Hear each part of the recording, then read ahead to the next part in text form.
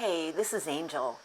My channel, Narc-Repellent, was developed about 6 months ago due to my personal experience of being in an abusive relationship with someone who demonstrated what I now know to be textbook traits of a covert narcissist, borderline, or sociopath.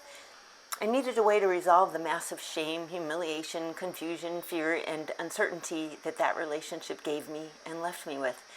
This last video, Narcissism, 1-year anniversary, thank you to my narc, may be the end of my story. If you'd like to hear how I went from he had me at hello to finally being able to say thank you to my narc, please stay tuned. For the past year, I have devoted myself to healing not only the wounds that relationship left me with, but also becoming much more aware of the deeper childhood trauma that led me to be susceptible to such a relationship. Along with healing, I needed to educate myself in understanding what happened to me within that relationship, learning about narcissism, narcissistic abuse, codependency, childhood abuse and trauma became part of my daily ritual. I've come a long way from that fateful day, exactly 1 year ago, on June 2nd. While I don't consider myself fully healed, I have been tenacious in improving my mental health, with lots of professional support, again, in order to understand what I went through. My need to do my own research, to sort through, evaluate, and critically understand what happened to me, as well as to understand what kind of person he was, led me to create this channel. I felt it was my calling. Why else would this have happened to such a decent person like me? One day in the shower it hit me. I needed to learn enough so that I could be helpful to others, perhaps preventing at least one other person the same kind of pain I went through. My desire and drive to write about my experiences in an attempt to resolve my pain and grief led me to YouTube.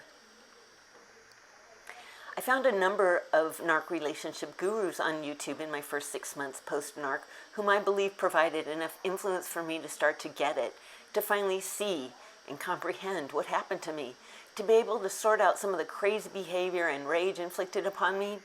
Thank goodness for those people. You can see all of the subscriptions I have in the narc abuse recovery community.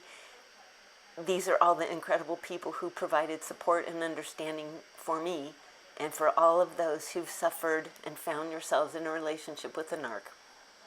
I've also been fortunate to have found the right network of mental health professionals to support my healing and recovery, as well as my now new life.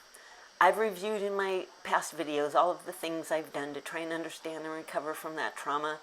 It's been a long road and a long year. I was but a shell of myself when I was finally able to extricate from that relationship. I found myself unable to cope for the first few weeks, well, probably the first few months, usually resulting in laying on my bed in a fetal position, weeping for hours. Besides the grief of ending a relationship, I was also reeling from despair, shame, humiliation, and embarrassment at what I had allowed to be done to my person, myself. I vacillated from sadness and grief to confusion and anger. Now I can see the light, my friends. On a scale of 1 to 10 of grief and traumatic emotional responses, where I would have been at least an 11 last year at the same time, I now believe I'm probably more like a 3 or a 4. I've learned that my early childhood abuse and traumas created a post-traumatic stress disorder. But as this and more trauma was repeatedly inflicted upon me through my entire life, I naturally developed more of a complex post-traumatic stress disorder. I knew nothing about this at all. I had no idea I already had so much stress and trauma inside of me. It seems that my initial primary caregivers were quite ill-equipped to give me, or my 3 brothers, what we needed emotionally. As the only other female in the home, I was trained to be the mother to my brothers, the emotional wife to my father, and the emotional husband to my mother. I was trained to do it all. Why? Well, because my mother told me she didn't really like being a mother or a wife. I was trained to be everything she was not able to be. I was not allowed to be myself or find myself or to know I actually had my own self.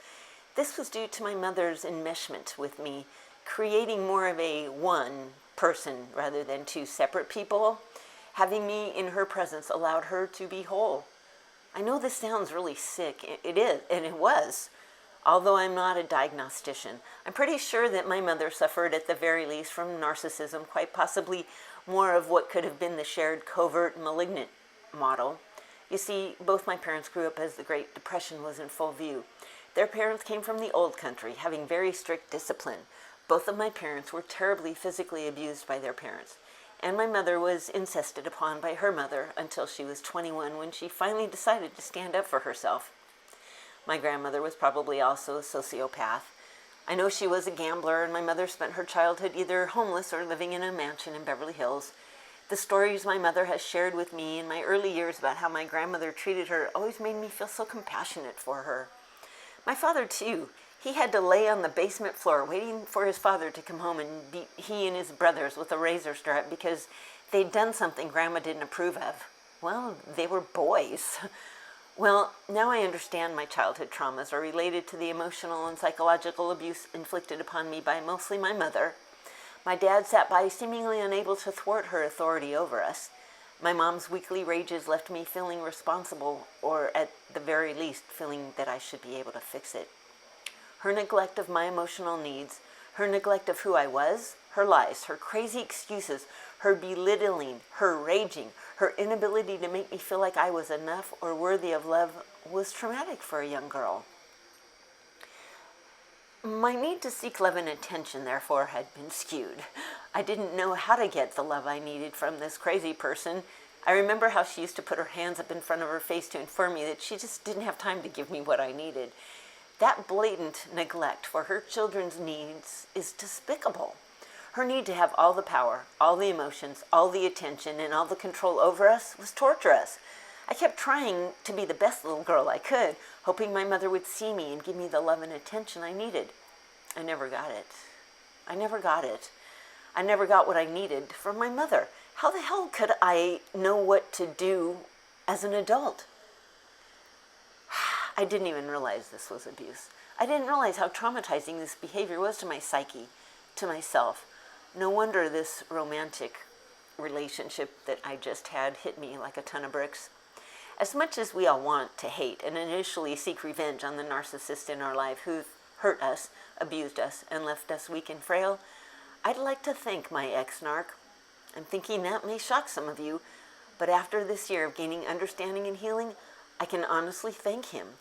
If he hadn't crossed my path when he did, I wouldn't have learned what I needed to learn this year. The pain and trauma from my past that was buried deep inside of me was not hidden from him, no. In those beginning days with him, while I thought he was so interested in me, asking me such in-depth questions about my fears, my vulnerabilities, my childhood, etc. But then he began using all of this against me in ways that were accusatory, disgusting, and evil. What he did was mirror to me all of the pain inside me that had not yet been resolved. It was as if he was pouring salt into my deepest wounds. He triggered all of the shame and feelings of worthlessness I had while growing up. That bastard. Apparently, this is what narcissists do. While they begin by love bombing you, they also begin with intermittent reinforcement of pleasure and pain. My brain was so screwed up by his need to infiltrate his agenda and his reality into me that truly by the time I got him to move out, I was a lost soul, like a puddle on the floor. There was almost nothing left of me. He sucked all of my energy and all of my karma out. Fortunately, I began sharing my experiences first with my cousin and then a few other female friends, where I began to understand that it wasn't me who failed in that relationship. After all, I was doing everything I possibly could to make his life happy, but in that honorable endeavor, I forgot about me. I forgot I needed care and comfort, love and attention, appreciation and gratitude. However, what all of this did was put me right back into being a little girl where my mother did the same thing to me. My boyfriend, the narc, made me feel the same sense of worthlessness that my mother had done to me as a child. His keen ability to spot my traumas, put salt in those wounds, and leave me for the crows almost left me for dead. I had to get some counseling, some kind of therapy to help me figure this out.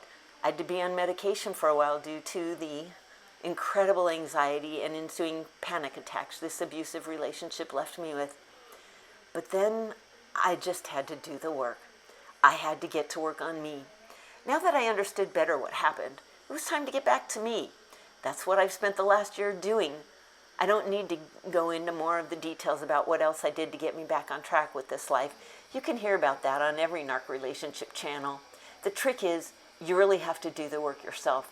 You can be driven to the mountain. You can be provided with all the skills to climb that mountain, but damn it, if you don't do the work all by yourself of walking up that mountain alone, no one else is going to do it for you. I did it. I've done a lot of the work. I've been tenacious, the word my therapist used, after kicking myself in the butt for months about my inability to defend myself and save myself during that relationship. I have come out of the darkness. I am stronger. I can feel it. I'm walking taller. My head is so clear. It didn't happen in one day or 1 month, you guys. It has taken many months and much work to feel this way. The deep work I've done with a trauma therapist has brought me back to me. Not the me I was when I met that narc, no. I'm feeling like a better, stronger version of me because I have me back.